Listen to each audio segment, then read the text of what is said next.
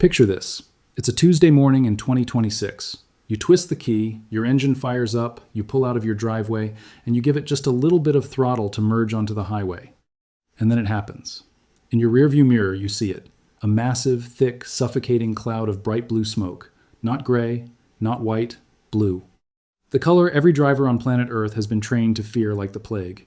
You pull over, hands shaking, and you yank the dipstick, bone dry. You filled it last week, a full quart of oil. Gone. Vanished. Incinerated.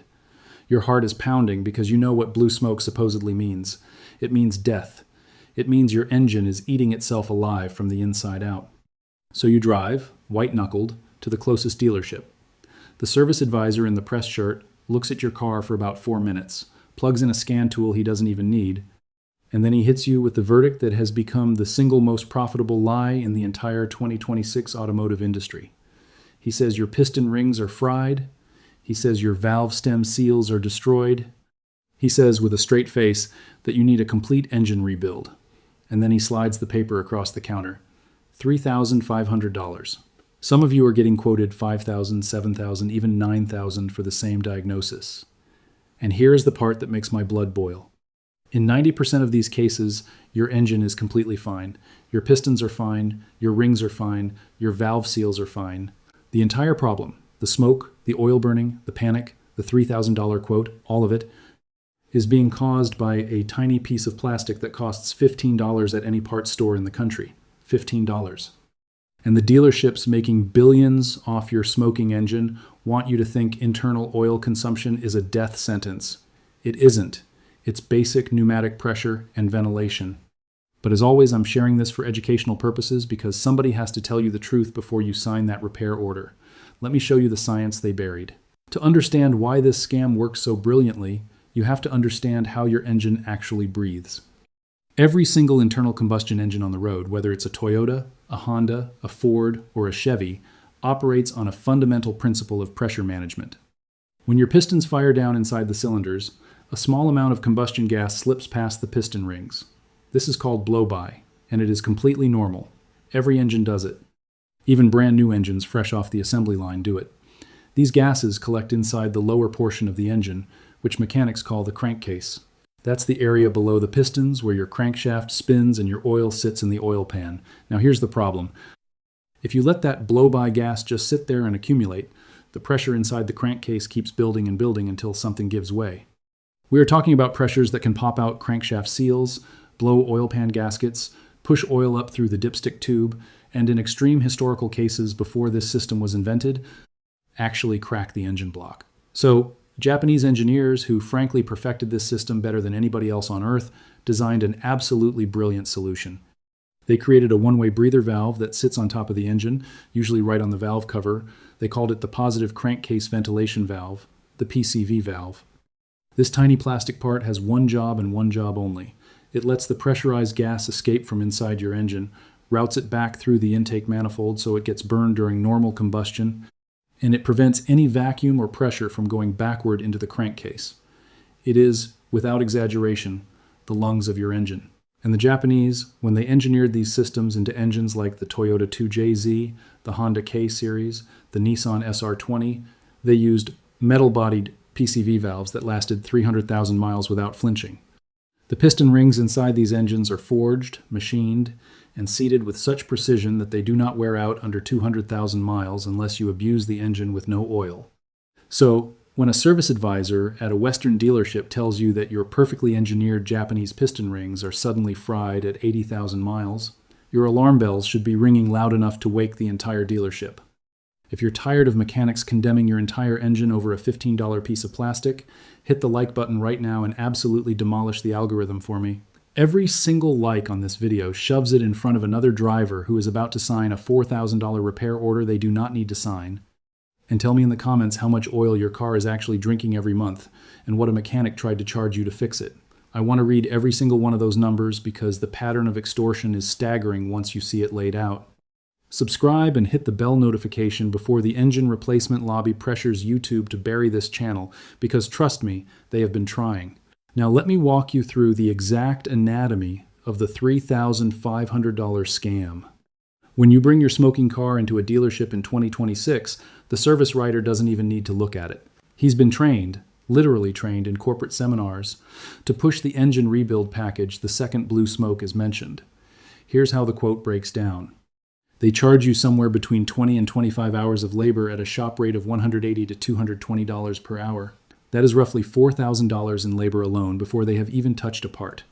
Then they charge you for a piston ring set, which actually costs them about $80 wholesale but appears on your invoice at $450. Then valve stem seals, gaskets, head bolts, timing components because they have to come off to access the rings, coolant, oil, machine shop fees, and a mysterious shop supplies fee that nobody can ever explain. By the time the invoice is printed, you're staring down a number between $3,500 and $7,000. And here's the truly disgusting part.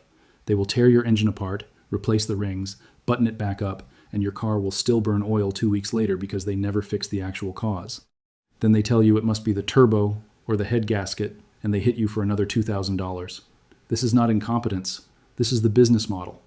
The 2026 service department margins are running between 60 and 70% profit on these big jobs. Compare that to selling cars where they make 4 or 5%. This is where the dealership empire actually makes its money. They need you terrified of blue smoke. They need you to believe that oil consumption equals engine death. Because the moment you find out about the $15 PCV valve, their entire revenue stream collapses overnight. So let me explain the exact physics of what is actually happening inside your engine when that valve clogs. Remember, the PCV valve is just a one-way breather. Gas goes out, nothing comes back in.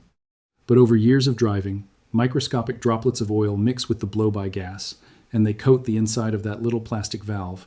Then carbon from combustion bakes onto that oil film. After about 60,000 miles in a modern direct-injected engine, the inside of that PCV valve has a sludge buildup that can be as thin as 2 millimeters thick. 2 millimeters, that's it. That tiny restriction is enough to choke off the entire ventilation system of your engine. Now, when the valve can't let the pressure escape forward into the intake, the pressure has to go somewhere. And this is the moment the engine essentially turns against itself. The intake manifold, which under normal driving is pulling a strong vacuum of around 20 inches of mercury, starts sucking backward through the PCV port with no air to pull through it. That vacuum reaches down into the crankcase, finds the surface of your oil sitting in the oil pan, and physically vaporizes it. The hot oil mist gets pulled up the PCV line, past the clogged valve, into the intake manifold, sprayed across your intake valves, and then dumped directly into the combustion chamber where it burns. That is your blue smoke. That is your missing quart of oil every week. Your engine is not worn out. Your engine is being used as a vacuum pump to suck its own oil out of the pan and inject it into the cylinders. The rings are fine.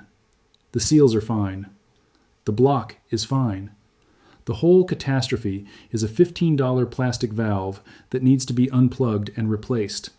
60 seconds of work. And the dealership wants $3,500 for it. Here is exactly how you find it and fix it yourself. Pop your hood.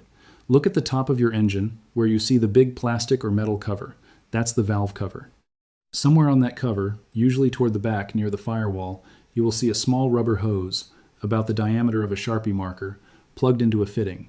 That fitting is your PCV valve.